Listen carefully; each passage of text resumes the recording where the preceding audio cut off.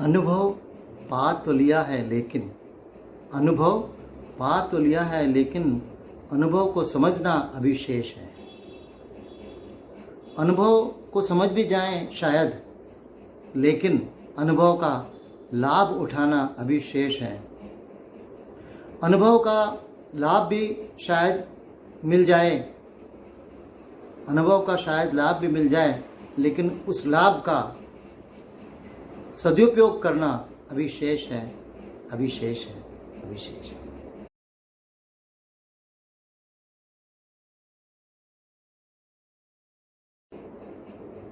तो आइए आज का अनुभव शुरू करते हैं। आज का विषय है जीवन में सबसे महत्वपूर्ण क्या है।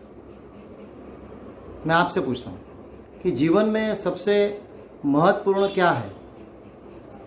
कोई कहेगा प्रेम, उचित है, शायद ये उत्तर भी उचित है, लेकिन अगर आपके पास वो नहीं तो आपके लिए प्रेम करना भी संभव नहीं होगा। कोई कहेगा माता पिता, उचित है, ये भी एक सही उत्तर हो सकता है, लेकिन अगर आपके पास वो नहीं तो आप माता पिता का आशीर्वाद नहीं ले सकते, उनके लिए कुछ कर नहीं सकते। कोई कहेगा सेवा, ये भी उचित उत्तर है, लेकिन अगर आपके पास वो नहीं तो आप सेवा भी नहीं कर सकते। इसी तरह से कोई कहेगा बंधु बांधव, मित्र, ये भी सही, लेकिन अगर आपके पास वो नहीं तो आप ये सब नहीं पा सकते। कोई कहेगा धन संपत्ति, प्रसिद्धि, ये सभी उत्तर अपनी जगह पे सही हैं, लेकिन क्या इन सब से कोई महत्वपूर्ण अंग है हमारे जीवन का? क्या इनसे भी महत्वपूर्ण कुछ है? जी हाँ, इनसे महत्वपूर्ण है, और ये वो है जिससे कि हमारे जीवन को जीवन का नाम मिलता है, और ये है समय। अगर आपके पास समय है तो आप मित्र बना सकते हैं, घनिष्ठता बढ़ा सकते हैं, सेवा कर सकते हैं, माता पिता को समय दे सकते हैं, धन संपत्ति कमा सकते हैं, ज्ञान प्राप्त कर सकते हैं। तो ऐसी कोई चीज़ नहीं है जो समय के साथ आप प्राप्त नहीं कर सकते। इसलिए समय ही सबसे महत्वपूर्ण है। कहने का तात्पर्य यह कि समय हमारे जीवन की सबसे महत्वपूर्ण संपत्ति है।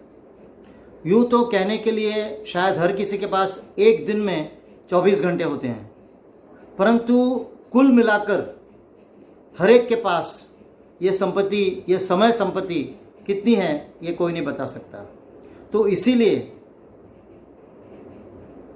समय अमूल्य है, अतुल्य है और सीमित है।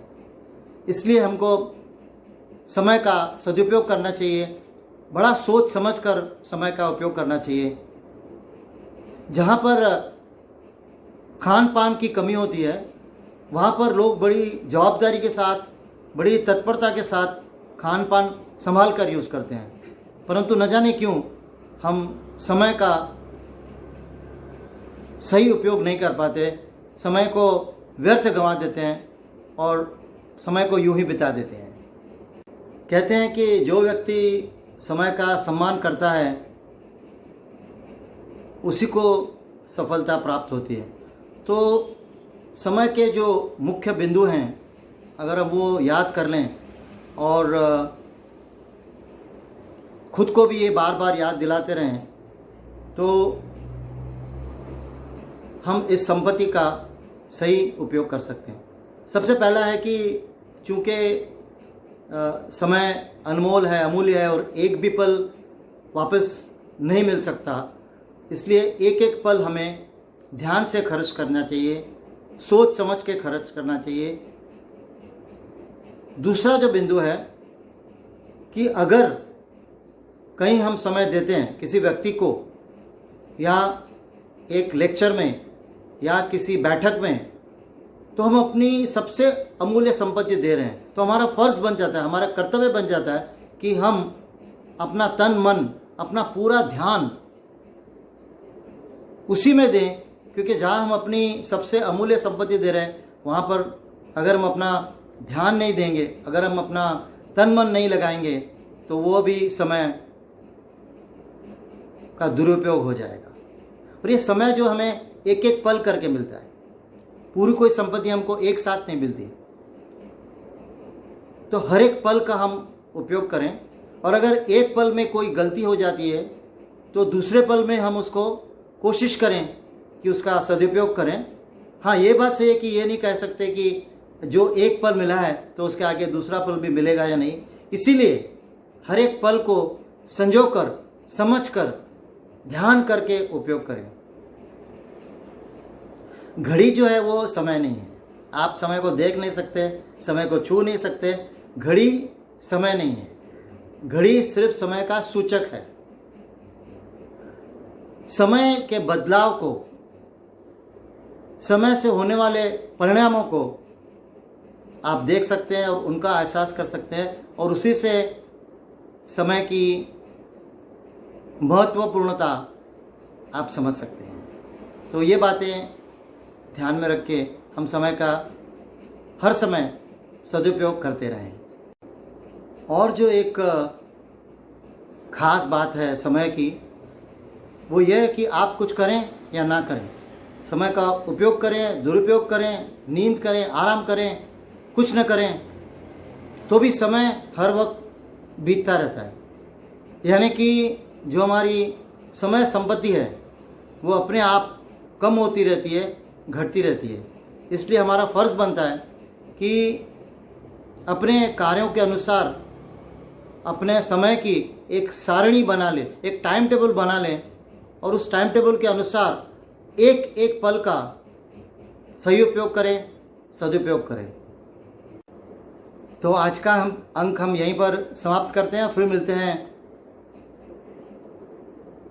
अगली बार जीवन की पाठशाला में एक सफल विद्यार्थी बनने के लिए कुछ नए सूत्र लेकर।